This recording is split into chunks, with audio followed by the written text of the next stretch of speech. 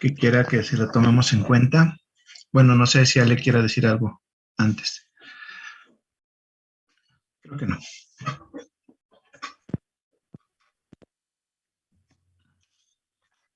¿Alguien ha empezado a hacer sus lecturas de noticias?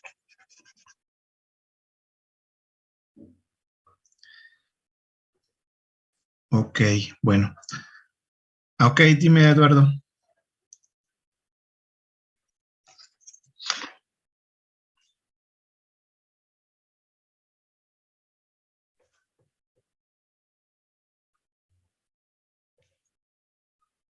También.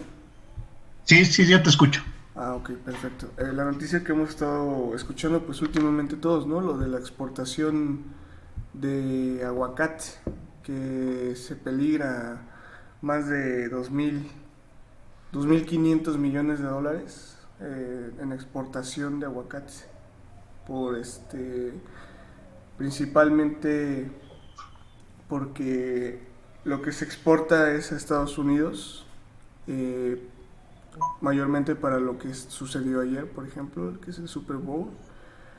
Por ejemplo, Ah, y porque solo Michoacán tiene permiso de exportar el aguacate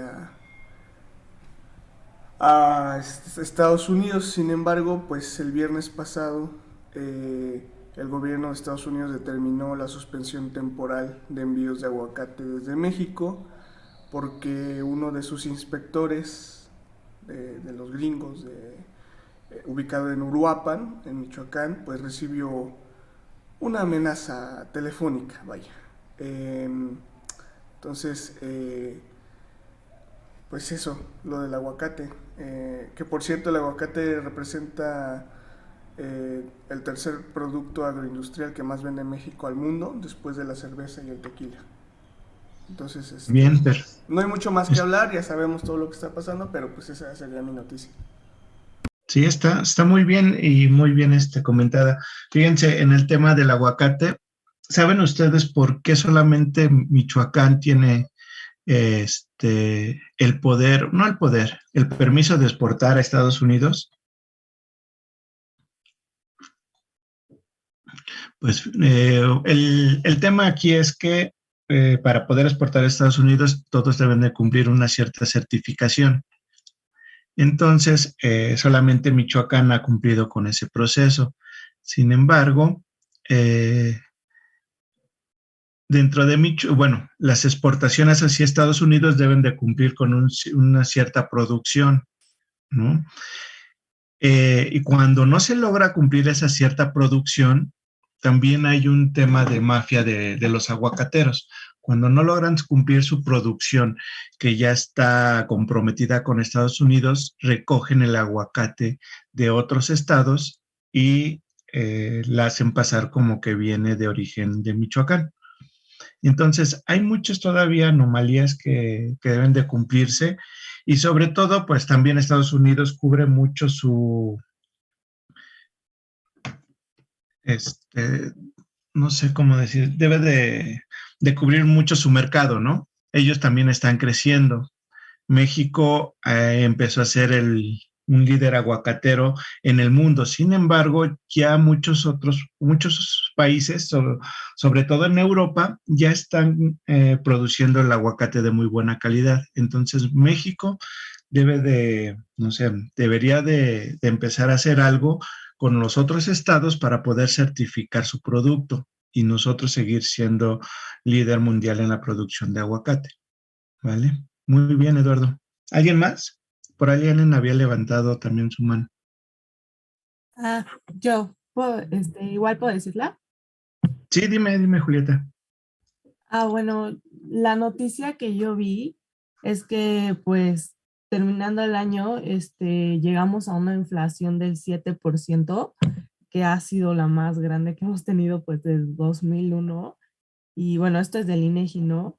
Y con la Ajá. inflación, pues obviamente se inflaron los precios y los precios que más se inflaron fueron los del sector pues alimentario y principalmente el de limón, pues todos ya sabemos eso. Así es. y pues lo que están tratando de hacer es aumentar el interés para que eso del Banco de México, pues para que se vaya bajando la inflación un poquito. Ok, ok, muy bien. ¿Alguien más? Bueno, por ahí habíamos quedado pendientes con nuestro tema de cómo vamos a quedar con nuestra evaluación, ¿no?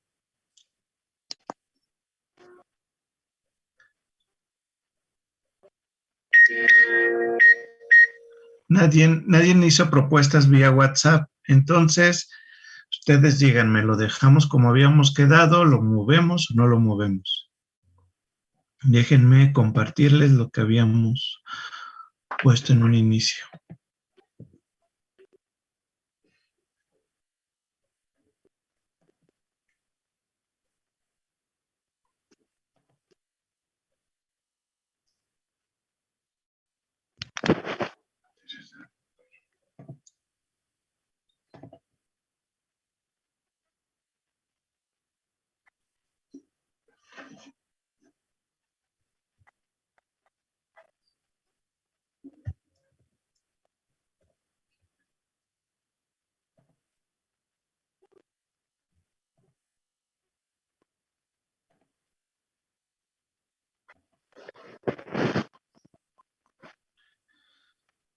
¿Ven la pantalla Sí, de Juan, sí la Power? vemos, profe. Perfecto.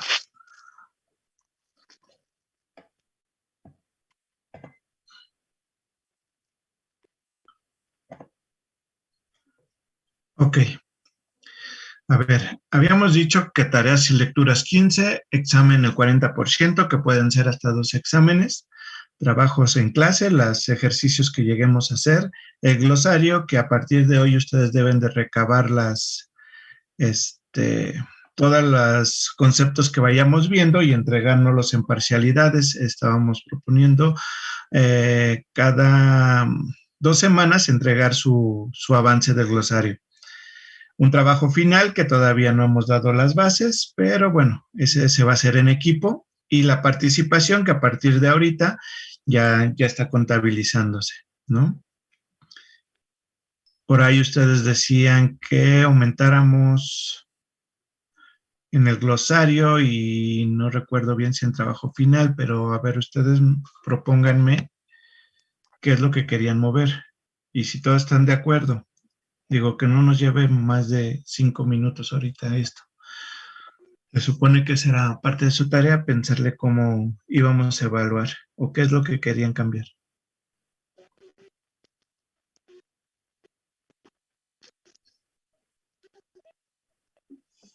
Hola, buenos días, profe. ¿Qué tal? Buenos días. Yo pensaba si podía hacer el examen 30% y que se agregara 5% a trabajo en clase y 5 a glosario. Ok, me parece bien. Me parece bien. ¿Ustedes qué opinan? 30 exámenes, 15 glosario y 20 trabajo final.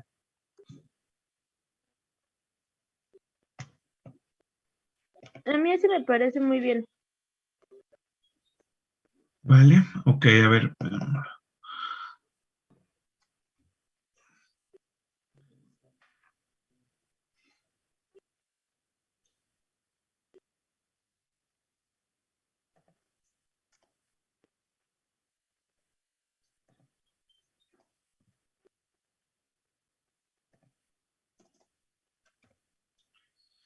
Ok, ¿ya lo apuntaron todos?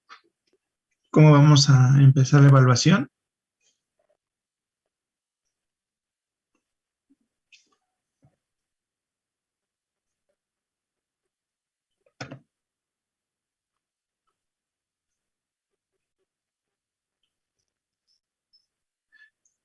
Preguntan si era en trabajo en clase o en trabajo final. Yo escucho que era un trabajo en clase. Entonces es 15 de trabajo final y 15 de trabajo en clase. Ahí. A ver, sí, con eso queda. Bien. Así quedaría entonces, ¿vale? Les voy a pedir por favor que participen mucho. Ustedes mismos están decidiendo participar. Uno de los grandes problemas que me enfrento y que se enfrenta Juan en la manera de calificar y evaluar a final del semestre es que ya hasta sabemos quién participó todo el semestre. 5 o 6 son los que siempre levantan su manita, los que siempre participan, los que siempre aportan. Entonces 5 o 6 tendrían ese 10%. El resto de ustedes, pues eso es todo un show, ver cómo los podemos ayudar o apoyar para que no sean tan perjudicados. Porque ese 10%, aunque parezca 10, solamente 10, los va a limitar si no participan a ya no tener acceso a un 10.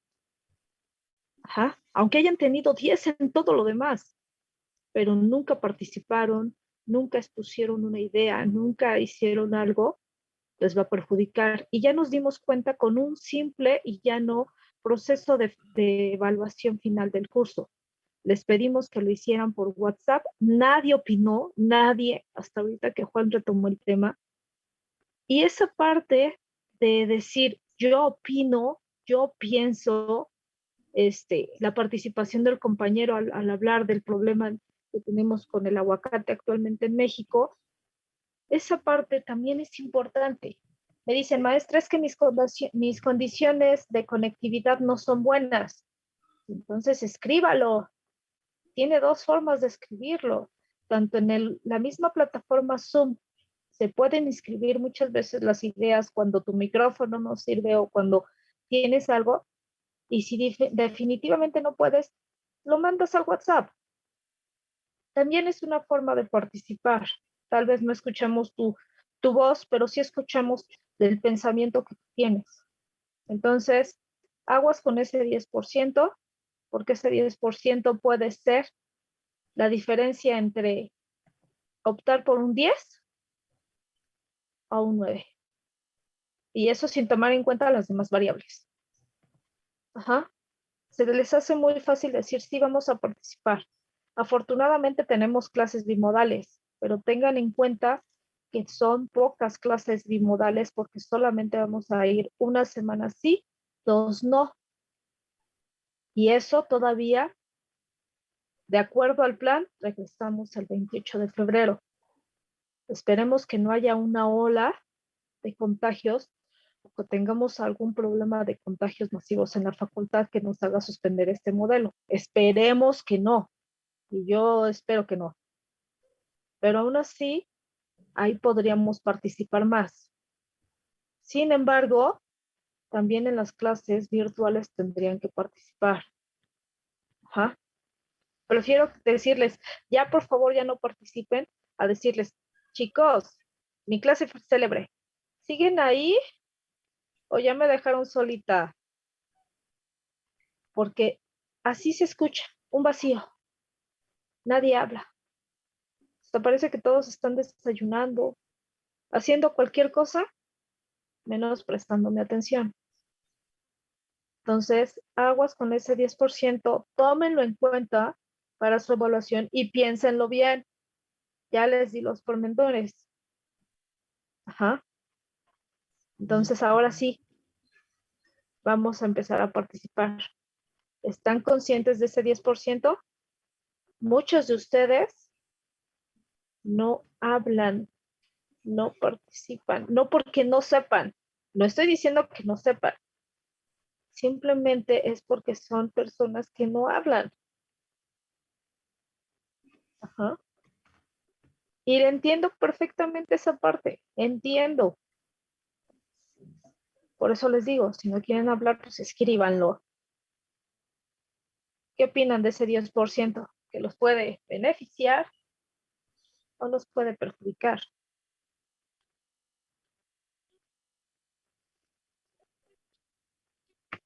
Chicos, ¿siguen ahí? Maestra, Ande. ¿me escucho bien? ¿No me escuchan? Sí, claro. Me aventé un speech y nadie me escuchó. Rayos. Ok.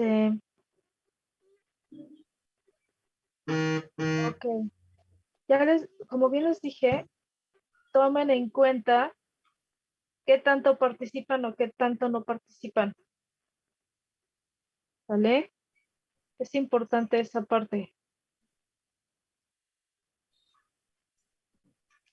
Ok, bueno chicos, como ustedes, sí, entonces hay que participar mucho en clase, por favor.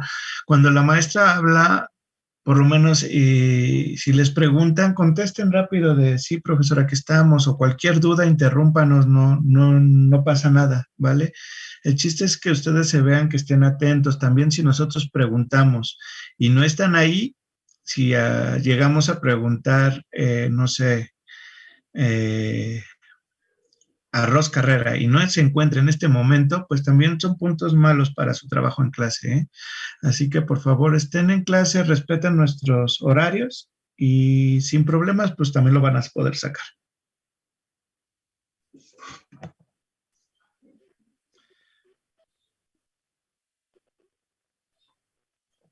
Bueno, pues vamos a empezar con la clase. ¿Te parece bien, Ale?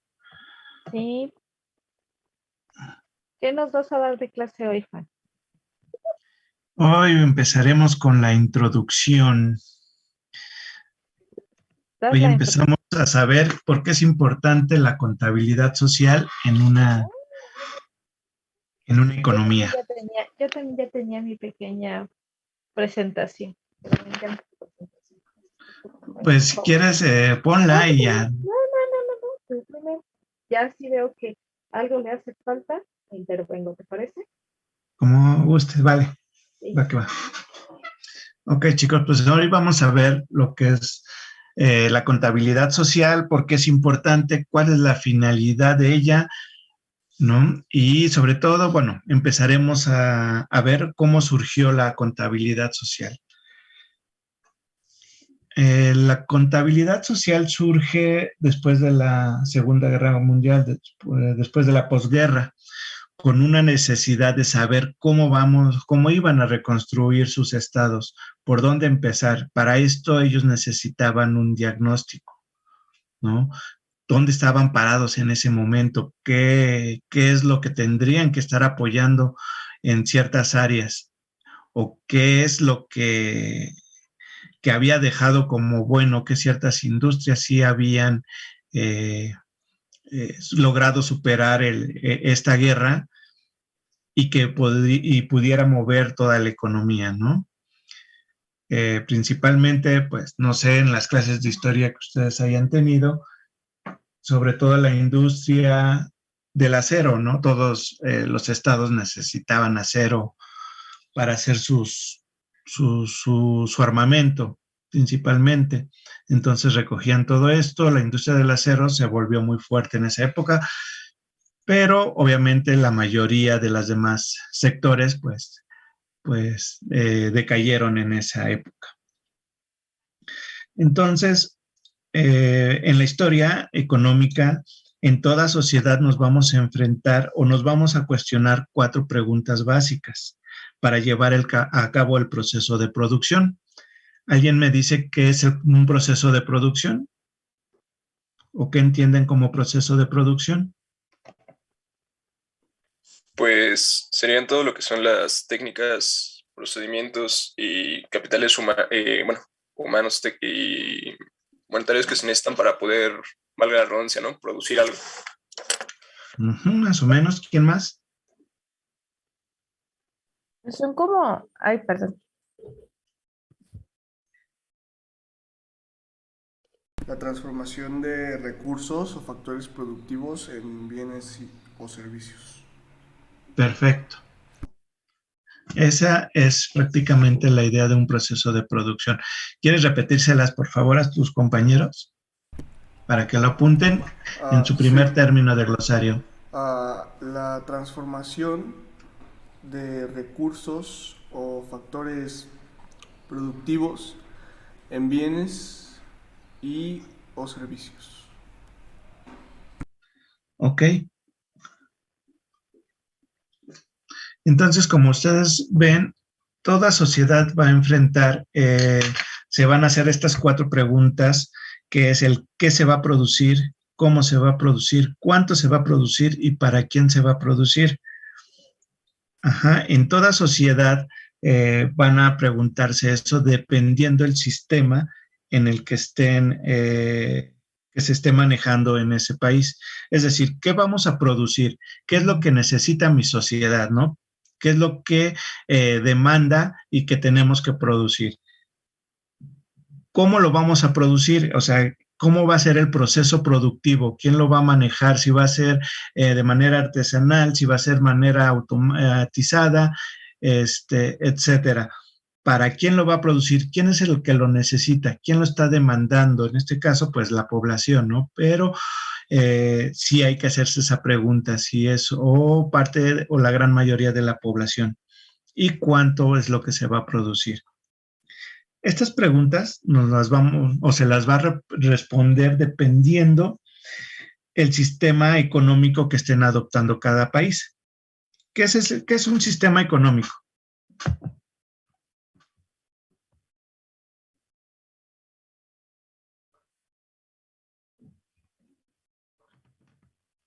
Se podría decir podría ser. No. Adelante. Sí, dime, Isaac. Gracias. Bueno, se podría decir que es desde la forma en que produce un país, en la forma que consumen y en la forma en que se distribuyen todos los ingresos. Sí es una forma, un sistema económico, pero, a ver, ¿alguien más? Sí, Mónica. Es como, hola. Es como la estructura y la organización de la actividad económica. Exacto. Es la estructura, la organización de un país. ¿Cuántos sistemas económicos principalmente hay? 2. ¿Cuáles son? Capitalismo y Capitalista y socialista. Ay, perdón. Perfecto. Principalmente existen esos dos, ¿no? Cuando es totalmente capitalista, cuando es totalmente socialista, o puedes llegar a un tercero que es un mixto, que por lo general es en ese sistema nos encontramos la mayoría, muchos más cargados algunos al sistema capitalista y otros más cargados al sistema socialista. Muy rara vez encontraremos en esta época algún sistema puro, ¿no? Antes probablemente el que más se acercaba era la URSS, Cuba, no sé qué otro país, ¿no? A un sistema socialista puro, pero China. ni en ese momento no tenían ese 100% de organización. ¿Sí, alguien quería decir algo?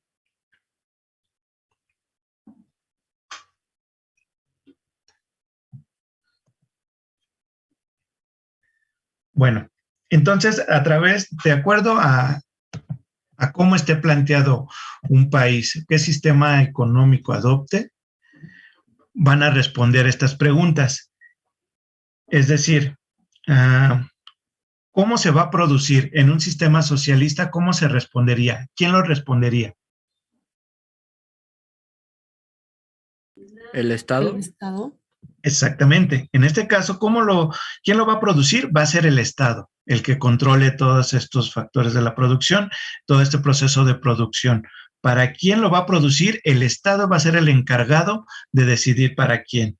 El qué y el cómo, también el Estado. Prácticamente el Estado va a ser el que controle todo y es el que se va a tener que hacer estos cuestionamientos. En un sistema capitalista, bueno, aquí podría ser prácticamente o las empresas van a decidir de acuerdo a la demanda que exista, o en un sistema mixto se verá cuáles son las fallas de mercado donde tenga que intervenir el Estado o donde tenga la libre decisión el propio mercado. ¿Hasta aquí alguna pregunta?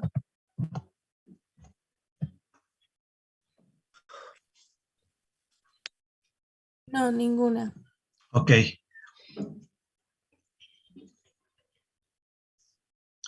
Bueno.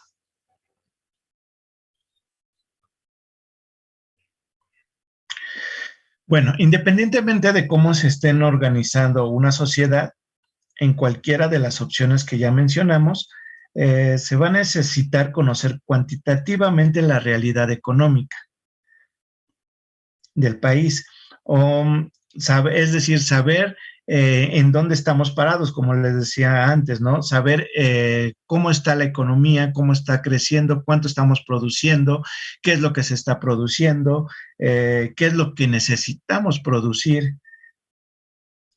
Y para tomar todas estas decisiones, es necesario nosotros saber cuantitativamente qué es lo que tenemos. Saber,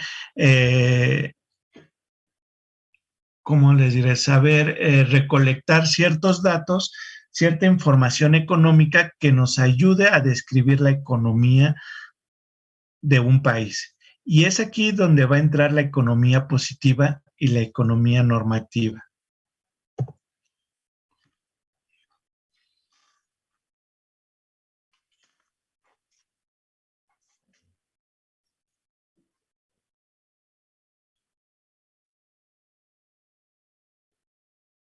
Ok, entonces, las tres divisiones principales de la economía. Bueno, para empezar, los vamos a dividir en economía positiva y en economía normativa. ¿Alguien ya vio qué es economía positiva y economía normativa en sus clases? Ok, a ver. Sí, profesor. Sí, dime, Auriel. Bueno, la positiva también también se conoce como descriptiva. Es la que busca explicar cómo funciona la economía basándose pues en la realidad con datos pues empíricos. Es más objetiva. Y la normativa es más subjetiva, se basa más en juicios de valor o en lo que debería de ser. Pero bueno, es prácticamente, pues es una diferencia entre una y otra. Una es objetiva y otra es subjetiva. Ok, perfecto. A ver, Julieta. Sí, un poco parecido, pero justo la positiva trata de explicar la realidad y se está basando en hechos objetivos, mientras que la normativa está influida por otros factores como los juicios de valor, y la positiva trata de explicar la economía como es y la normativa como debería ser. Por eso es que en la positiva es como los economistas son como científicos y en la normativa su objetivo es tratar de dar consejos o recomendaciones para cambiarla. Muy bien. A ver, Mónica. Bueno, creo que es lo que han dicho mis compañeros, pero así de forma más simple. La economía positiva describe el cómo está funcionando y la economía normativa es la que piensa cómo debería de ser. Perfecto, ok. Juan, voy a compartir un documento, más bien voy a compartir una diapositiva para que entiendan más o menos cómo está ubicada tanto la economía positiva como la economía normativa, ¿sale? Ok. Y ahorita ya continúas. Perfecto. Este sí lo tengo, entonces, un segundo.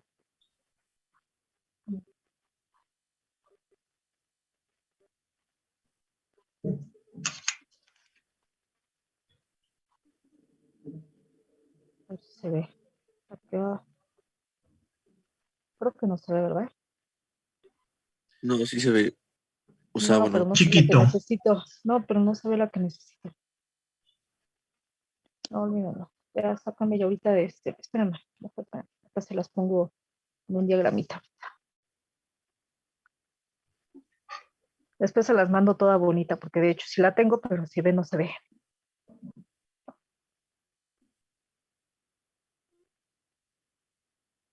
Ok, el diagramita más o menos va así. Por un lado tenemos lo que es la economía, es decir, la economía total. Y después tenemos, de aquí se deriva, la economía positiva. Y aquí está la normativa. Y aquí tenemos descriptiva. Aquí tenemos teoría económica.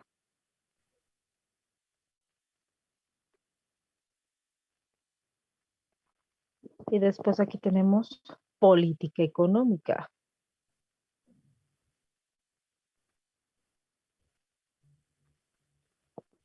Pero esto también tiene sus variantes. Es decir, en la teoría económica vamos a tener, y de ahí vamos a partir para nosotros estudiar la, la, la contabilidad social. Por una parte tenemos la microeconomía y por otro lado tenemos la macroeconomía. Y ojo con este esquema porque básicamente de aquí tenemos que partir para la contabilidad social. Pero la política económica está dividida principalmente en 4 políticas, que es monetaria, fiscal, cambiaria y política exterior.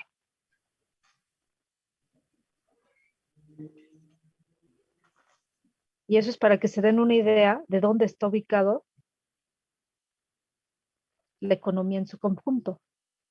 Ustedes me pueden decir las definiciones, lo que debe de ser y lo que es. Uno es más teórico, uno más es objetivo, el otro es más objetivo. Es decir, estos son más objetivos y estos son más objetivos. Ajá. Pero esto es para que se den idea de dónde está colocado cada uno de ellos. ¿Sí? Bueno, a grandes rasgos, así es como que todo el esquema general de lo que es la economía positiva, normativa, teoría económica, porque tú dices, pero si a mí nada más me han enseñado la teoría económica, entonces te han estado enseñando dentro del marco de la economía positiva. Todavía no llegas a ese punto donde te están enseñando cuestiones de economía normativa, es decir, una política monetaria, una política fiscal, una política cambiaria, una política exterior. Cómo está conformado o qué es lo que hace el gobierno para que nosotros tengamos, básicamente, el gobierno nos va a hacer una política monetaria, una política fiscal, una política cambiaria, una política exterior, para que tengamos una mejor economía. Ajá, entonces, acuérdense de eso, lo que es y lo que debe de ser. ¿Sí? Más o menos ya quedó contextualizado todo lo que está diciendo Juan. Sí, profesor, gracias. Sí. Gracias, Juan, ya puedes seguir. Es que estaba más bonito mi esquema, pero no apareció. Ay, justo ahorita lo tengo yo también, ese esquemita, pero ahorita lo vemos rápido. Ah, perdón. Para que lo...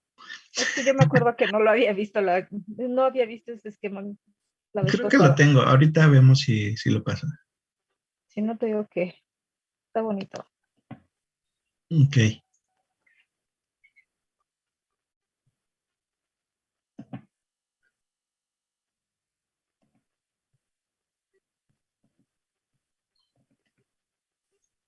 Mira, era este.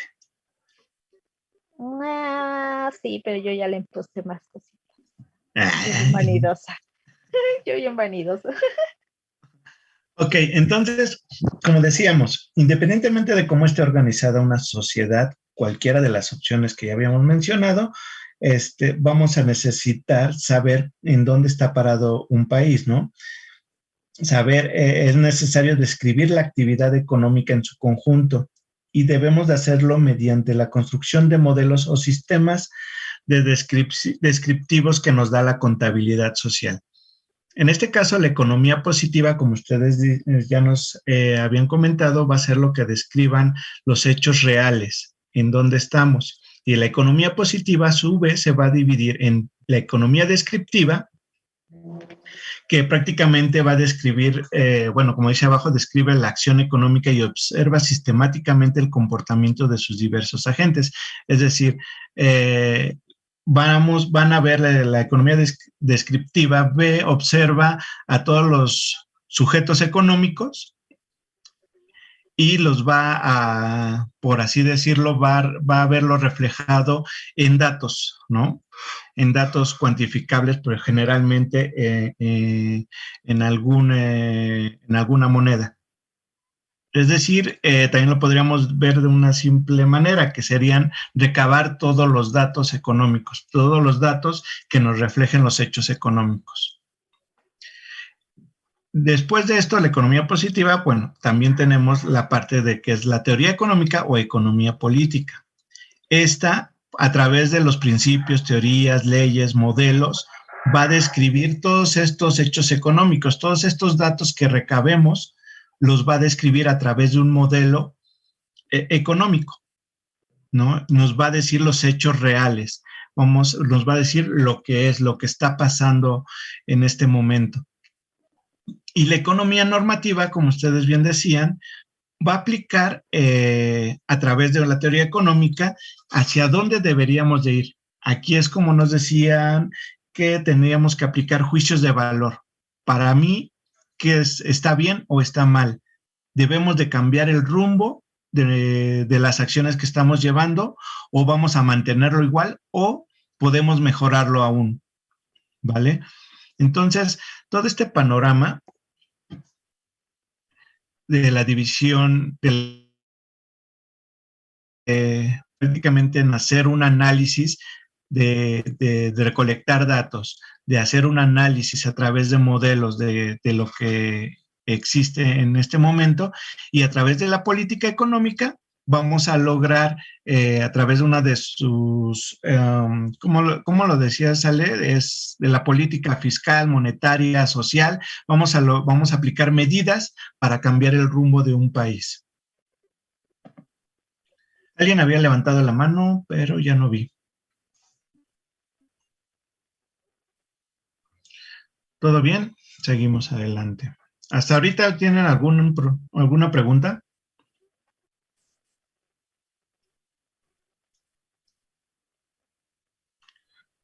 Muchachos. No, ninguna. No, ninguna. Perfecto. Entonces, hasta se aquí. siente bien feo que no te contesten.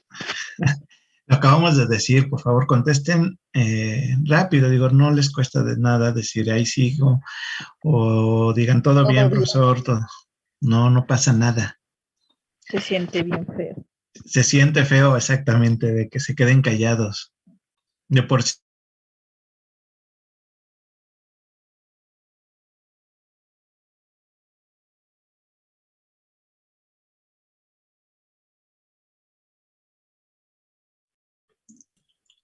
Bueno, esto es en cuestión de la clase, pero mi pregunta es si van a subir algunas diapositivas a Classroom. Es que estoy tomando apuntes y no me da tiempo a terminar algunos términos. Sí, no se preocupen, estas diapositivas ustedes las van a tener en Classroom. Sin problema. Ok, muchas gracias. Pero, porque como ustedes ven, no todo está aquí, ¿no? Entonces, sí, vayan tomando apuntes, vayan haciéndose cuestionamientos o luego no los hacen saber. Hasta ahorita, ustedes, ¿qué conceptos han visto que deben de venir en su glosario? ¿Sí lo van apuntando? Sí, pues Sí. economía positiva y normativa, ¿no? Por ejemplo. Básico, ajá, exactamente. Proceso de producción, que ya lo mencionaron. ¿Qué más? Sistema económico. Es un sistema económico. Así es, o sea, durante la clase vamos a ir viendo varios conceptos y ustedes los van a tener que ir reflejando en su glosario. Obviamente, estos mismos conceptos que estamos viendo aquí, estamos mencionándolos de forma explicativa, más no es un concepto, una definición exacta, por lo que esa es su tarea, ¿no? Estar buscando una definición exacta de lo que es la economía positiva, normativa, etcétera, etcétera, etcétera. A ver.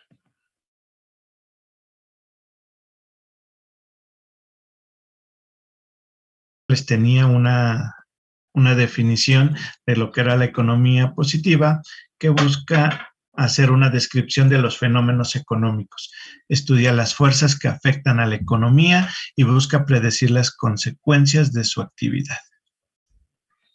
Bueno, ahora que ustedes me dicen que está claro lo que es economía positiva y una economía normativa, que en nuestro concepto aquí busca definir unos criterios que guíen las decisiones económicas y respondan a la pregunta de qué debe de ser o qué debe de hacerse. Les voy a dejar una pequeña tareita para que la vean. Ustedes van a buscar en las noticias una noticia y ustedes me deben de explicar si entra dentro de la economía normativa o entra dentro de la economía positiva. Recuerden, si una noticia nos dice los hechos reales de lo que está pasando, va a caer en economía positiva. Si hay juicios de valor y nos dice, esto no debería de ser así, se debería de hacer tal acción para mejorar o tener otro resultado, estamos cayendo en una economía normativa, una descripción de economía normativa. Su tarea va a ser buscar una noticia de economía positiva y una noticia que describa la economía normativa. Va a ser su pequeña tarea. ¿Está bien? ¿Tienen alguna duda? No. No. No, profe. Perfecto.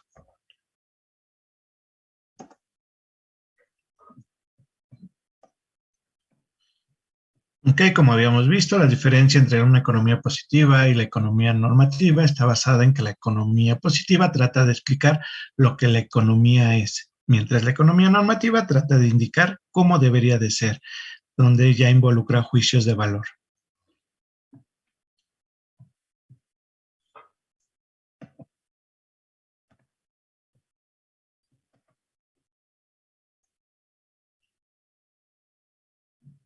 Ok. ¿Por qué les vamos a hablar ahorita o nos vamos a dar un pequeñito salto a la contabilidad gubernamental? Cuando les hablábamos de economía normativa, les decía que se dividía en dos partes, ¿no? En economía descriptiva y en teoría económica o política economía política. Dentro de la contabilidad gubernamental se deben de recabar los datos, que es parte de la economía descriptiva, ¿no? La mayor parte de esta información proviene del gobierno. En este caso, ¿quién es nuestra institución encargada de recopilar todos los hechos económicos? INEGI. El Banco de México. Ok, principalmente es INEGI, ¿no?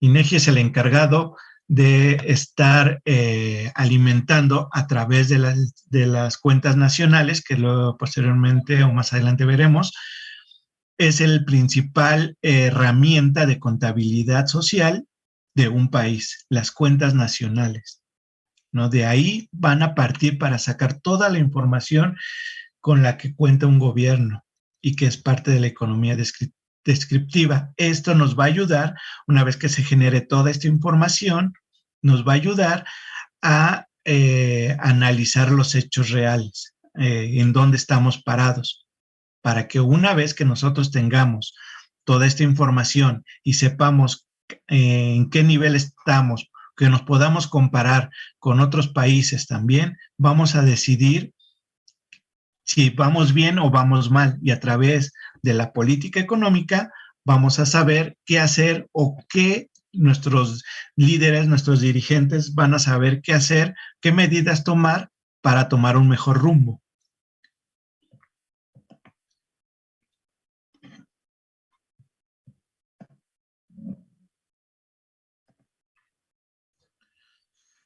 Ok, por un concepto, la contabilidad gubernamental, por lo tanto, es el tipo de contabilidad que registra las operaciones financieras de las entidades y dependencias de la administración pública.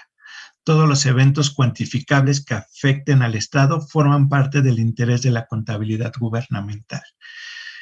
Es decir, INEGI va a reflejar a través de datos todos los hechos económicos. Es decir, para nosotros como economistas tenemos que ver o registrar todas las transacciones que hacen los sujetos económicos.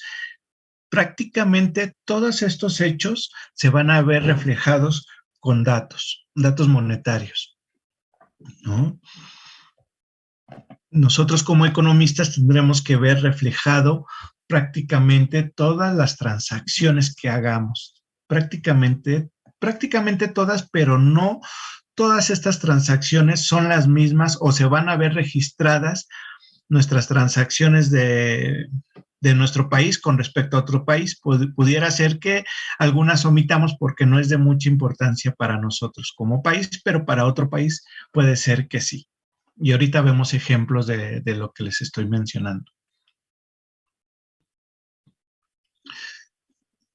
Ok, bueno, entonces la contabilidad social o nacional surge con la finalidad de tener información real y objetiva que pueda utilizar la economía positiva o normativa.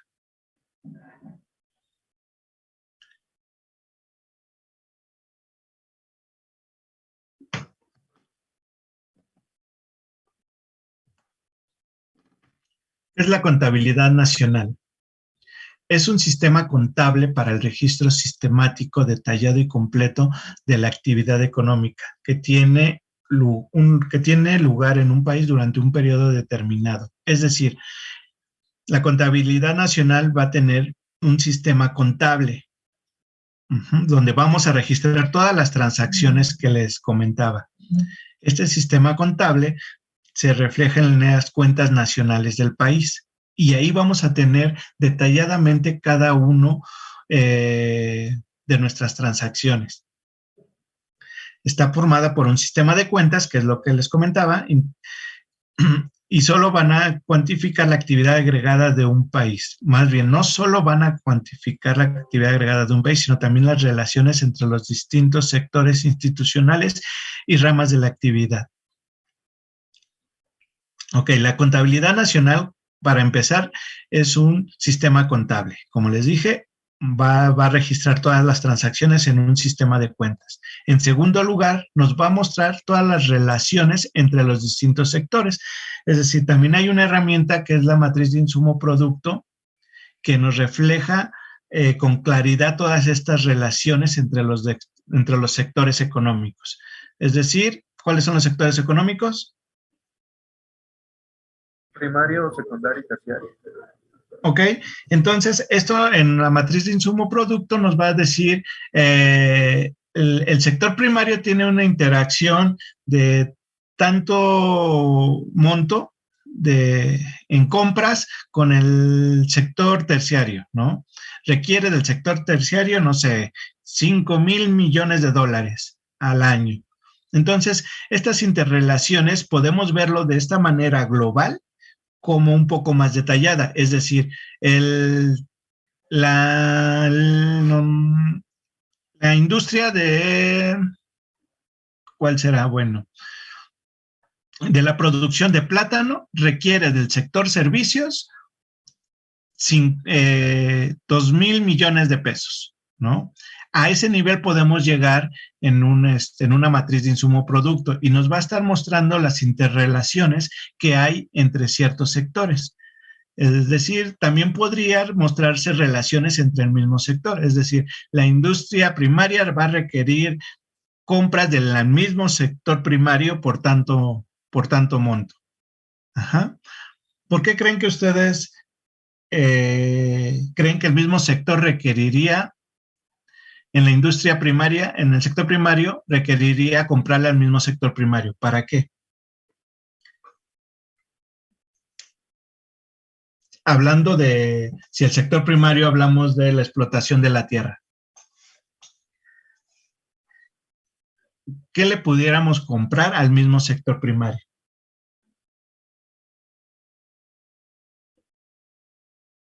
Ustedes como agricultores, ¿qué creen que le puedan comprar al mismo sector? ¿Fertilizantes? Fertilizantes, exactamente. ¿Qué más? ¿Qué otro ejemplo podría ser de otro sector? ¿Millas? El sector industria, ¿qué le podría comprar al mismo sector industria? ¿Algunas maquinarias? Maquinaria, ¿no? Exactamente, maquinaria, acero, etcétera, etcétera. ¿Y en servicios? ¿Transporte? Transporte, muy bien. Es decir, en estas herramientas de contabilidad nacional nos podemos ver reflejado estas interacciones. Podemos ver, no sé, que la industria del acero, en el momento en que crece, prácticamente va a crecer los otros dos sectores. ¿Por qué? Porque los va a llevar de la mano, ¿no? Estas son esto nos va a permitir ver cuál de todos estos sectores es el que mueve la economía de un país. Y no necesariamente lo que mueve a una economía, en este caso México, va a mover a la economía de Costa Rica, ¿no? Va a variar y es por eso la utilidad de la matriz de insumo producto, porque nos va a reflejar qué es lo que un país está produciendo, cuál es el sector que mueve a todos los otros sectores. Y incluso, como les comentaba en la clase pasada, no solamente va a mostrar, no solamente muestra la interacción a nivel nacional, sino también va a mostrar a nivel estatal, que no es lo mismo un análisis de una MIP nacional a una MIP estatal. Ok, entonces, como hemos visto y recalco, nuestra contabilidad nacional va a ser un sistema contable, principalmente a través de un sistema de cuentas. Otra parte que también nos va a ayudar la contabilidad nacional o la contabilidad social es que nos va a permitir ver las relaciones entre los distintos sectores y ramas de la actividad.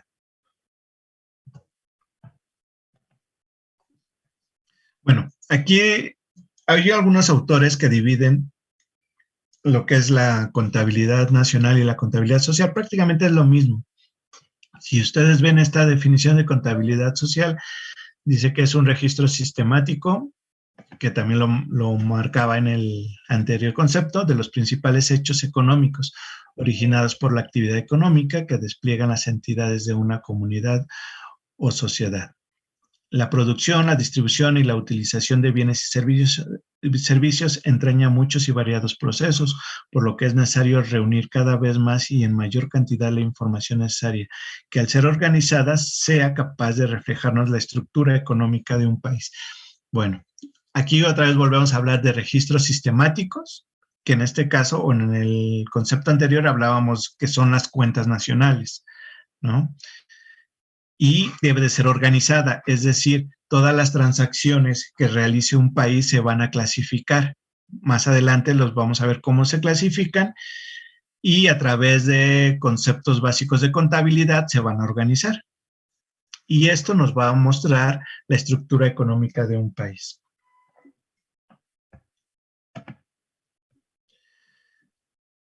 Hasta aquí, ¿ya tienen alguna duda, pregunta sobre la importancia, qué es la contabilidad nacional y su importancia, la finalidad de la contabilidad? No, ninguna. No, ninguna. Bien. Ok, a ver, uno rápido. Alexis, ¿cuál es la finalidad de la economía, de la contabilidad social?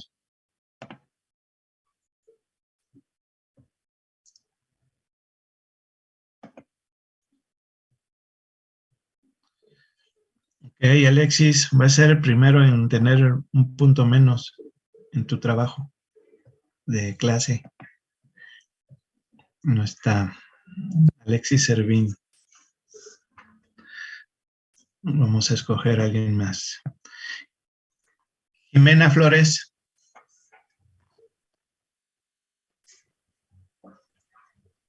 Buenos días, profesor. Hola. El concepto de contabilidad social. Dime la importancia de la contabilidad social con todo lo que hemos visto. Pues es llevar un registro de los principales hechos económicos. Perfecto. ¿Para qué?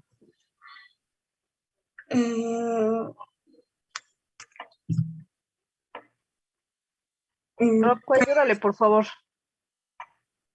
Rocco, ayúdale, por favor. Hola. Hola, ayúdale a tu compañera Jimena. Pues es llevar el registro de todas las actividades que se hacen como para saber en qué se están yendo el dinero, los recursos, las ganancias. Es llevar un registro de todo. Perfecto. Pero, ¿y qué vamos a hacer con ese registro? O sea, ya tenemos los datos, ya tenemos esta información, ¿qué hacemos con ello? Pues tenemos, bueno, supongo que se tienen que hacer por ejemplo, hacer un Excel, ¿cómo se llaman esas? un MIP, una matriz insumo-producto, para comprender cómo se está moviendo todo. Acuérdense. Ok, Garrido. Esos datos se pueden utilizar después para la economía positiva y normativa. Perfecto, así es. Estos datos, acuérdense que la importancia de qué sirve que nosotros tengamos un registro sistemático, de que nosotros veamos reflejado todas las transacciones en el sistema de cuentas. O sea, vas a tener un número X, nos va a decir que nuestro Producto Interno Bruto es de $1 billón de dólares. ¿Y eso qué? ¿Está bien? ¿Está mal? No, lo vamos a utilizar para que a través de nuestra economía normativa describamos qué es lo que deberíamos de hacer, hacia dónde vamos, si vamos bien, vamos mal, qué decisiones va a tomar un gobierno para mejorar nuestro rumbo. Acuérdense, esa es prácticamente la finalidad de la contabilidad social. No solamente recabar estos datos, no solamente registrarlos, sino que van a ser estas herramientas, nos van a ayudar a tomar mejores decisiones para el país. Muy bien, Ros. Carrera nos sirve para entender mejor la economía que va desde una empresa hasta un país. Ok. ¿Hasta aquí tienen alguna duda? No, profesor, gracias.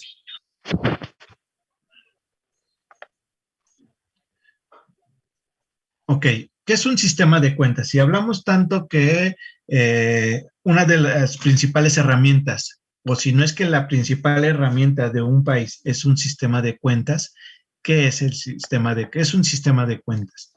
Pues no va a ser otra cosa que los métodos de registro en el diario, es decir, van a registrar, repito otra vez, todas las transacciones que existen dentro que hacen los sujetos económicos.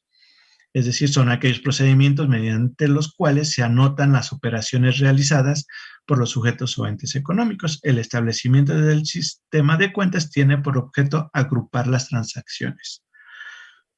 En este caso, INEGI va a ser el encargado de hacer este sistema de cuentas, que es el sistema de cuentas nacionales. De aquí van a salir todos los datos que publica INEGI prácticamente. De este registro va a salir cuál es el Producto Interno, cuál es el monto del Producto Interno del país, entre muchas cosas. Digo, este es como el concepto más general porque es el más conocido, ¿no? Es el que nos da un panorama general de un país. Pero aquí vamos a ver todo este registro y lo vamos a ocupar en distintas herramientas. En este caso, una puede ser la matriz de insumo producto. Si ustedes pueden, échense un clavado en la página de INEGI y pónganle el sistema de cuentas nacionales. Lo van a ver y van a ver un mundo de conceptos, por así decirlo, en donde si ustedes le ponen oferta y demanda agregada, les va a soltar otra desplegado donde se subdivide esta oferta y demanda agregada, ¿no? Y así ustedes podrían estar navegando y podrían estar viendo cómo está INEGI conformada, cómo está conformando el sistema de cuentas nacionales de un país. Y es muy importante que ustedes lo vayan viendo porque como economistas lo van a estar utilizando muchos en su vida académica como en su vida profesional, si es que están involucrados en esta área. Y no importa si sea un área pública o un área privada, siempre ustedes como analistas económicos deberán de ver qué rumbo está tomando el país, si es bueno invertir, si no es momento, cuál está siendo el sector de mayor crecimiento, etcétera, etcétera, etcétera. Ok. ¿Cuáles son los elementos fundamentales para integrar un sistema de cuentas? Para empezar, un país debe saber quiénes realizan la actividad económica. En este caso, nosotros deberemos, bueno, INEGI o el país, como lo quieran ver, deberán de saber quiénes lo están realizando, ¿no? Es decir, qué empresas realizan la producción de la manzana, qué empresas están haciendo, explotando el oro, la riqueza de nuestro país, la riqueza natural. ¿Quiénes están, no sé, quiénes son los que dan servicios de transporte? Etcétera, etcétera. O sea, un país, nosotros, en este caso INEGI, deberá conocer exactamente quiénes están realizando todas estas actividades económicas y las tienen que tener bien identificadas. En este caso, pues sabemos que SAT pues, nos tiene registrados prácticamente qué hacemos cada uno de nosotros, y más ahorita que ustedes ya hasta les pidieron sacar su RFC para saber qué están haciendo en este momento, cómo se ganan la vida. Un segundo punto que también es muy importante para hacer un registro en el sistema de cuentas nacionales es saber qué acciones o qué transacciones económicas van a ser registradas. Es decir, en nuestro país, algo que es muy importante y que siempre lo cacarea nuestro presidente es las remesas, ¿no? Para nosotros es súper importante que entren las remesas, que entren dinero de parte de todos los mexicanos que radican fuera de nuestro país. No, para nosotros es muy importante tener ese registro en nuestras cuentas nacionales. Sin embargo, para otros países puede ser que no les interese y no les sea de utilidad tener ese registro. No van a gastar recursos, esfuerzo en hacer ese registro porque para ellos no es importante, no hay algo significativo. Entonces, bueno, tendrán que tener claro qué es lo que se va a registrar en estas cuentas nacionales. Un tercer punto es qué bienes y servicios se tomarán en el registro. Es decir, nosotros no podemos tener un registro de un producto que en nuestro país no se haga. O sea, ¿para qué estar preguntando? ¿Para qué tener un registro de un producto, de un servicio que nuestro país no está produciendo? Entonces, nosotros debemos de tener en cuenta cuáles son los principales bienes y servicios que tiene el país.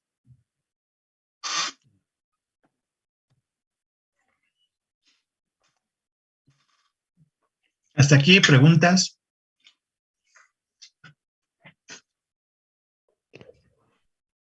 No, perfecto.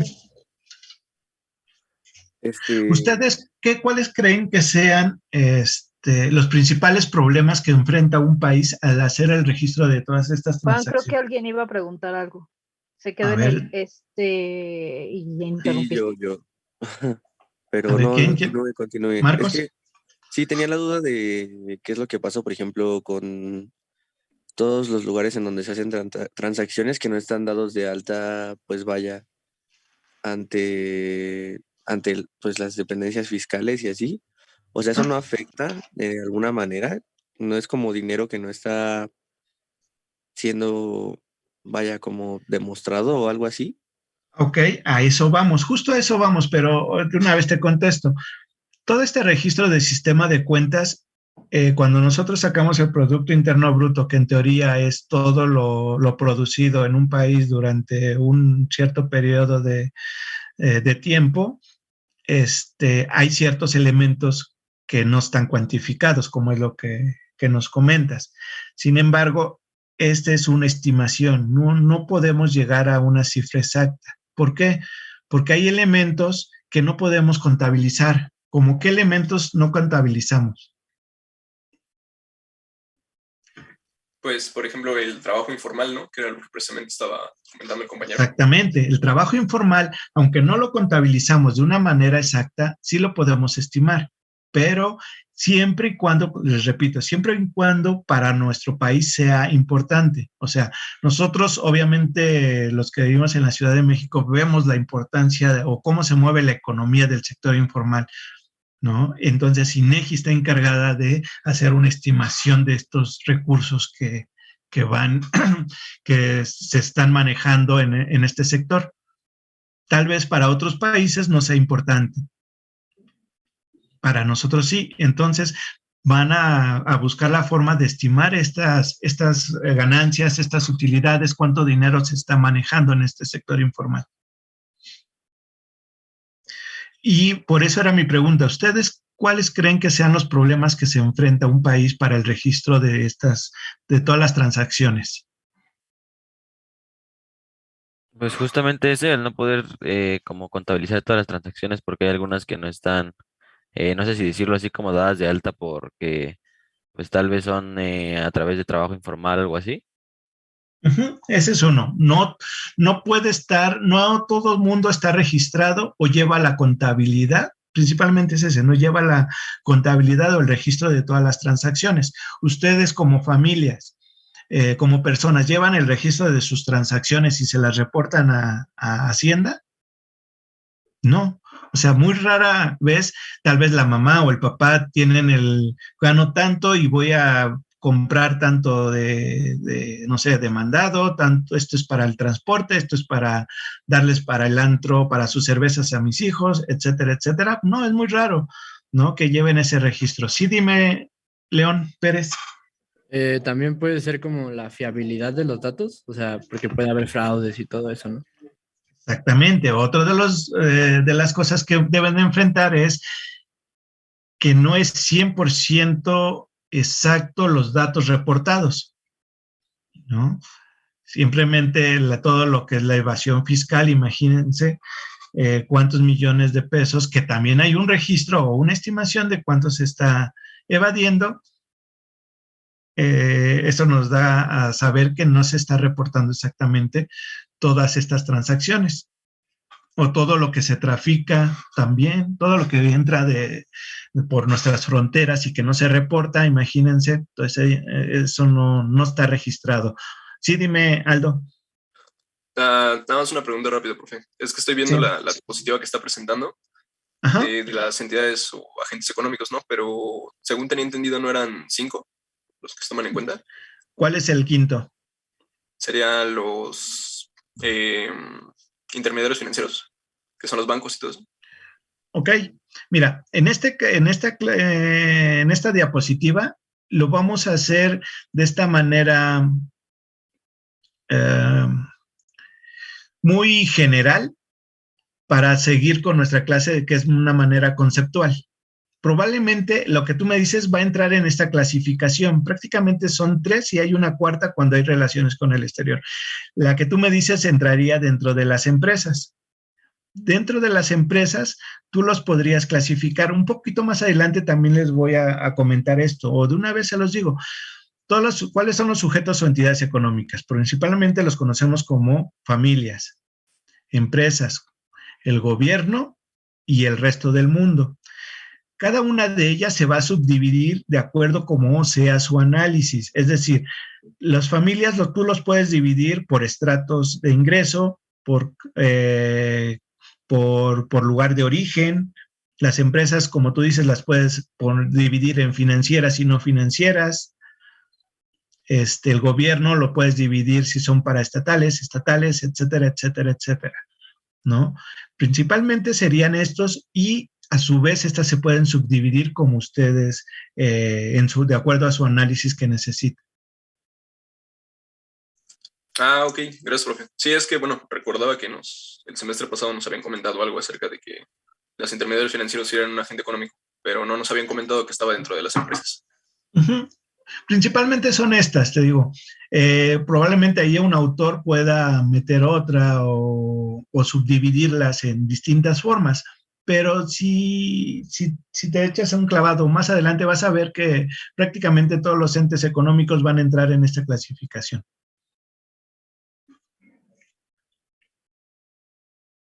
Vale, gracias, profe. Ok.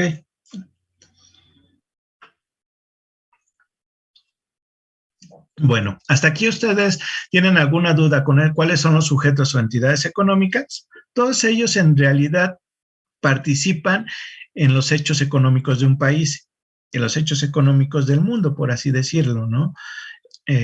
Todos ellos, ustedes cuando van a la tiendita están participando en algún hecho económico, en una transacción, las empresas, no se diga, el gobierno general igual. ¿Y qué es lo cuáles son las transacciones que se pueden hacer? Principalmente cuando hay una transacción, hablamos de objetos económicos, en los cuales pueden ser reales o financieros. ¿Cuáles son los objetos reales? Bueno, pues van a ser todos los bienes y servicios creados o tomados por el hombre. Prácticamente todos los que tú puedas palpar, puedas tomar, ¿no? Y que satisfagan las necesidades de alguna persona o de no de alguna persona, perdón, de algún sujeto económico. No sé. ¿Cuáles serían los financieros? Los financieros, los objetos financieros van a ser todos los instrumentos que nos proporcionan medios para adquirir esos bienes o servicios, como lo son el dinero, los bonos, títulos, tarjetas de crédito, en este momento los bitcoins, todos esos serían objetos financieros. Perdón, ¿podría repetir lo último? Es que se cortó mi audio. Ok, comentaba que los objetos financieros van a ser todos los instrumentos que nos van a proporcionar medios para adquirir los bienes y servicios.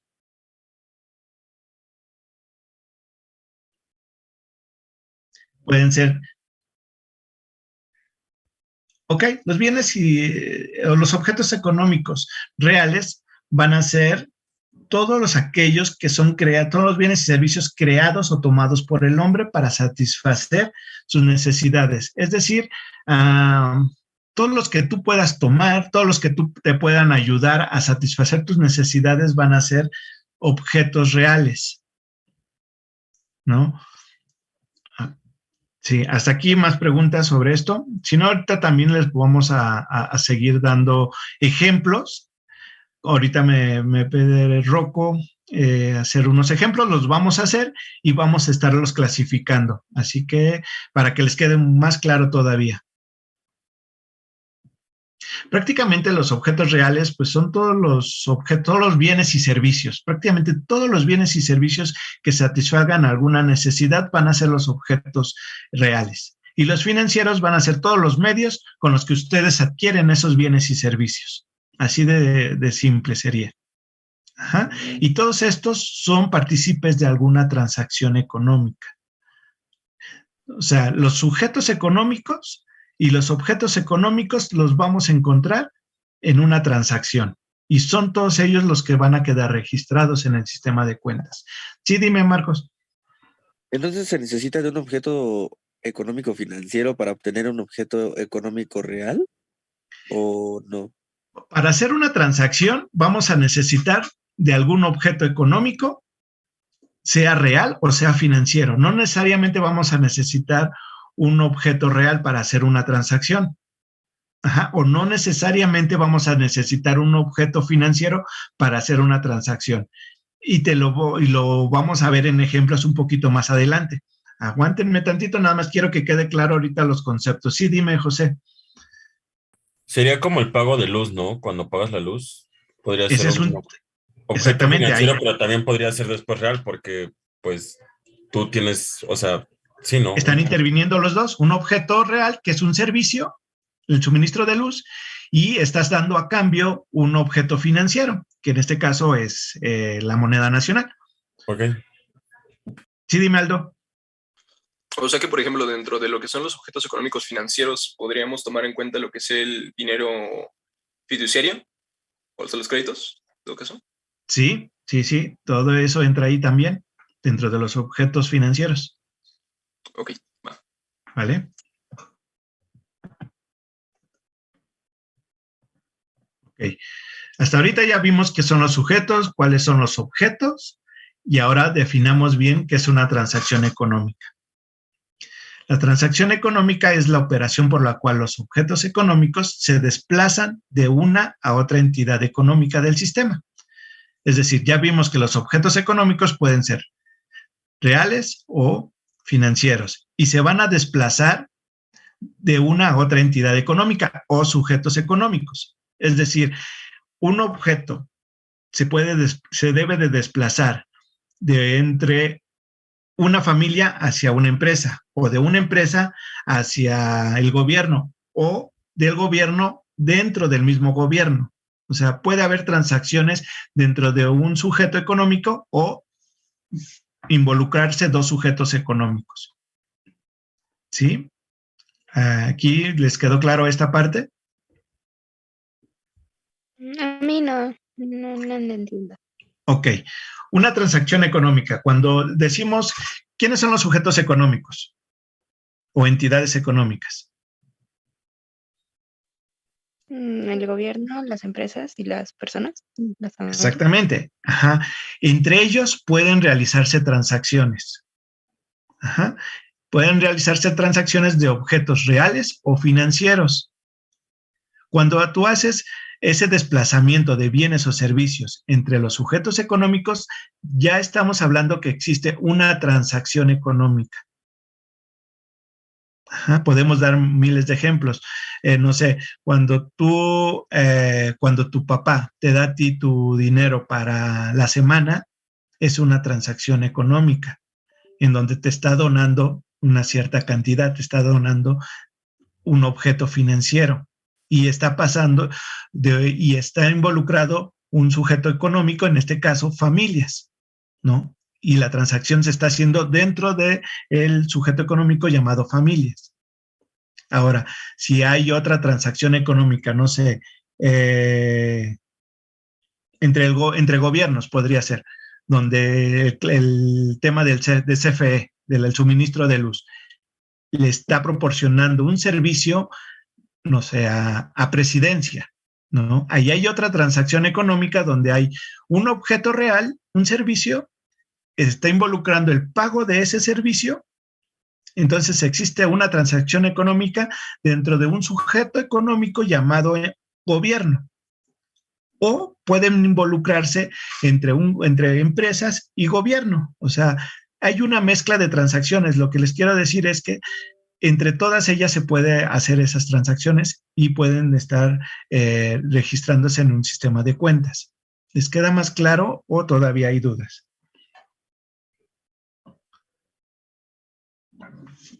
Ya quedó claro. Ok, si no, vamos a seguir con el tema, ¿eh? No se preocupen porque vamos a ver todavía un poquito más de ejemplos. Pero bueno, lo que les debe de quedar claro ahorita que es una transacción económica donde hay un desplazamiento de un objeto económico dentro de los sujetos económicos.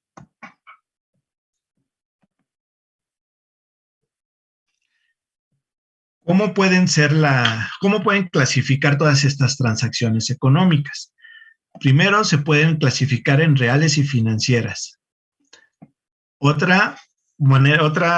concepto para clasificarse pueden ser efectivas o imputadas. Y ahorita vamos a ir viendo cada una de ellas. Otra, bilaterales o unilaterales. Y lo otro se pueden clasificar de acuerdo a su naturaleza. Empecemos con la primerita. ¿Cuándo hablamos de que pueden ser reales? Que es lo que ya habíamos mencionado. ¿Cuándo una necesidad? Bueno.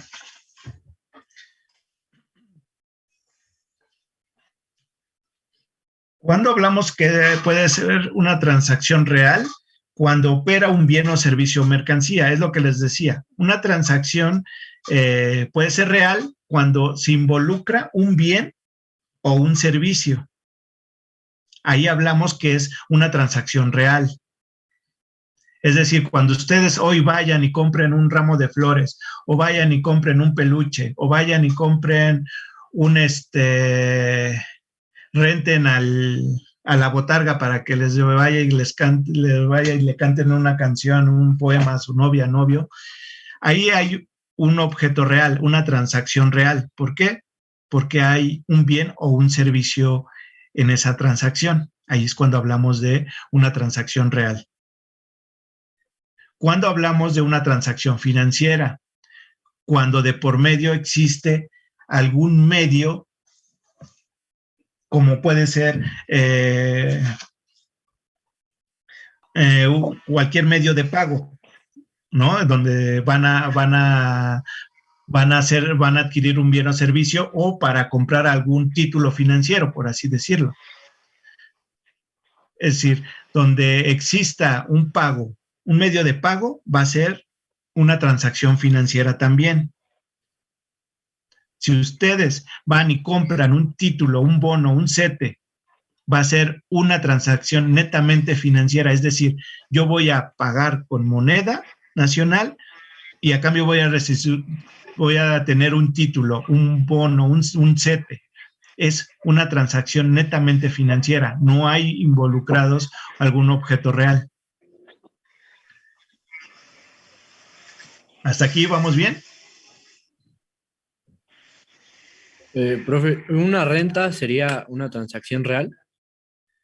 Sí, porque estás teniendo a cambio una renta de una vivienda, ¿dices? Sí. Ok, sí, tienes un bien real, en este caso una vivienda, y tú a cambio estás dando estás pagando con moneda nacional. Entonces, quiere decir que estás en una transacción real y también se involucra una transacción financiera. Vas a tener esas dos clasificaciones dentro de esa transacción. Gracias. Ok. ¿Cómo pueden ser también las transacciones? Cuando ahorita que veamos ejemplos, pueden involucrarse, pueden ser reales, efectivas, unilaterales, imputadas, financieras, etcétera, etcétera. Pueden caer en todas estas clasificaciones, como pueden caer en 2 o en 3 nada más. Ajá. Entonces, dentro de una transacción podemos tener varios de estos conceptos. Ahorita seguimos con las efectivas. ¿Cuáles serían las efectivas? ¿Cuándo involucraría una transacción efectiva? Es cuando el objeto económico se desplaza dentro de los sujetos económicos. Es lo que les decía. Cuando algún bien se va a desplazar entre una empresa al gobierno, o dentro del mismo gobierno, o dentro de las mismas familias. Ahí vamos a hablar que es una transacción efectiva. ¿Quién me da un ejemplo?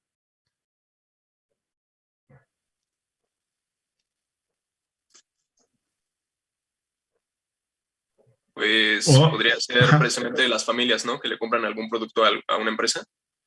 ¿Alguna empresa? ¿Dónde están involucradas? ¿Quién se está involucrando? Pues, ¿cómo? ¿Qué sujetos económicos se involucran en esa transacción? Ya, pues precisamente las familias y las empresas, ¿no? Así es. Digo, es reiterativo lo que te pregunto, pero es para que les quede claro a tus compañeros cómo un bien se está trasladando de entre los sujetos económicos o dentro de un mismo sujeto económico. Ajá, y ahí es cuando hablamos que es una transacción efectiva. Hay un desplazamiento del objeto económico. ¿Y cuándo se dice que es una transacción imputada? Cuando no se desplazan de entidades. Es decir, se queda esa misma transacción o dentro de las familias, o dentro de las empresas, o dentro del gobierno. Ajá. No sale, esa transacción no interactúa con los otros sujetos económicos, solamente interactúa dentro de ellos mismos. Como es el caso que ahorita nos daba su compañero, que está una transacción netamente familiar. ¿Quién me da un ejemplo distinto en donde sea una transacción imputada? Sí, ¿podría ser la nómina dentro de las empresas?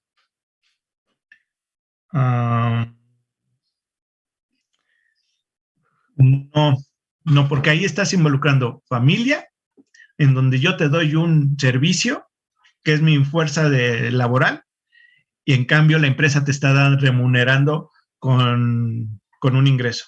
Entonces, sería de empresa a empresa, en todo caso, ¿no? Donde yo empresa, para hacer mi producto, le voy a comprar a otra empresa, no sé, requiero papel, voy a comprarle papel.